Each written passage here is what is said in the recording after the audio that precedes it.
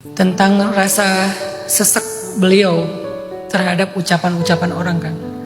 Dan yang paling membuat kita sesek itu adalah ketika kita ngerasa udah berbuat baik, tapi orang malah merendahkan kita. Kalau orang merendahkan kita dalam konteks kita emang nggak merasa berjasa atau berbuat baik, itu mungkin kita masih agak bisa berdamai. Tapi di situasi ketika kita udah habis-habisan, kita ngerasa udah berkorban, kita udah ngerasa udah ngasih banyak, tiba-tiba malah orang itu atau orang lain menilai kita dengan penilaian yang sama sekali salah gitu. Itu kan nyakitin banget, itu nyesek banget. Terus Allah bilang gini, walaqad na'lamu, aku tahu. Jadi Allah itu kayak pengertian banget gitu dengan apa yang kita sedang rasakan. Jadi ini ayat ini kayak surat cinta dari Allah kepada orang yang sedang merasakan sempit dada karena marah, kecewa, sakit, terluka. Allah bilang, aku tahu bahwa kamu itu ngerasa sempit dada banget terhadap apa yang mereka ucapkan. Jadi caranya gimana? Fasabbih bihamdi rabbika wa kum minas sajidin. Ya udahlah, kalau kamu harus bicara, berucap, cobalah kamu berucap dengan menyebut zikir nama-nama Allah, tasbih, tahmid.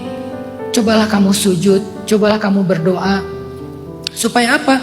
Allah tuh senang kalau dicurhatin. Sebetulnya curhat itu bukan cuman kebutuhan perempuan, laki-laki juga curhat. Cuman caranya aja beda, seperti cerita Ustaz Agam tadi kan. Semuanya butuh curhat, Nabi itu curhat. Cuman cara curhatnya beda. Tapi sebaik-baik curhat itu adalah menumpahkan semua keluh kesah kita kepada yang maha mendengar, yang maha mengetahui, dan yang maha sayang sama kita, Allah SWT. Jadi kayak seolah-olah ayat ini bilang gini, kamu capek ya, kamu sesek ya, ya udah sini curhat sama aku. Seolah-olah Allah pengen bilang kayak gitu. Curhat sama Allah itu dimulai dengan zikir, kemudian sholat sunnah, kemudian doa. Itu adab curhat kan? Atau dengan sholat karena di dalamnya udah ada zikir, tasbih segala macam, kemudian doa, curhatlah baik di dalam sujud panjang. Kalau nggak bisa curhat di sujud panjang karena kita nggak hafal doanya, setelah sholat. Jadi Allah cuma pengen bilang, kamu capek ya hambaku, aku tahu apa yang kamu rasain, sini curhat sama aku, sini curhat sama aku. Dan itu salah satu cara kita untuk berdamai ketika kita kecewa dengan manusia. Mau ngomong ke siapa kita kecewa dengan manusia? Ngomong kepada Allah yang nggak akan mengecewakan. Dan Allah bilang lagi di surat Al-Muzammil, ini surat tentang mental tadi kan, ketika udah capek, di ayat 10 dan 11, wasbir ala ma yaqulun, bersabarlah terhadap apa yang mereka ucapkan. Arti bersabar apa? Tenang aja. Apa yang mereka ucapkan itu sama sekali tidak akan merubah apapun dalam hidup kamu.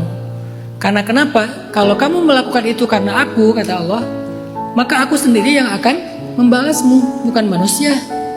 Nah, ilmu tauhid tentang ikhlas kepada Allah ketika kita berbuat baik, itu tuh akan mempengaruhi mental kita saat kita lagi gak dihargain. Misalnya kalian lagi berbuat baik sama seseorang, kan kita sangat berharap dia menghargai kita kan. Tapi hidup kadang kejam. Orang yang kita bantu malah yang menyakiti kita. Orang yang kita berkorban untuk dia, malah dia yang nikung kita dari belakang, atau dia yang menyakiti kita dari belakang. Itulah fakta hidup. Maka kata Allah, gak apa-apa kalau kamu difitnah, kamu direndahkan, kamu diomongin secara tidak fair, itu gak akan merubah apa-apa. Wasbir, bersabarlah. Terus gimana caranya?